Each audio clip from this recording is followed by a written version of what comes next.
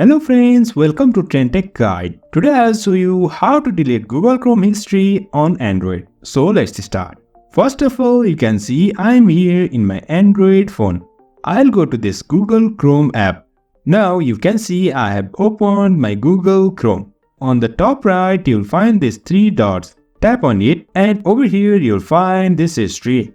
Tap on it and over here you can see here is clear browsing data. Tap on this clear browsing data. Over here you can see here is browsing history, cookies and site data, cached image, saved password, autofill data and site setting. Over here you'll find this many options to delete. On the top right you'll find the time range. Here you can select for last 15 minutes, last hour, 24 hours, 7 days, 4 weeks or all time.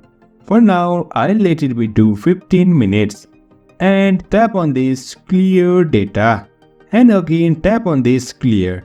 You can see my Chrome browsing history is deleted. So tap on OK.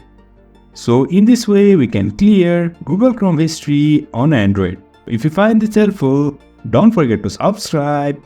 Have a good time.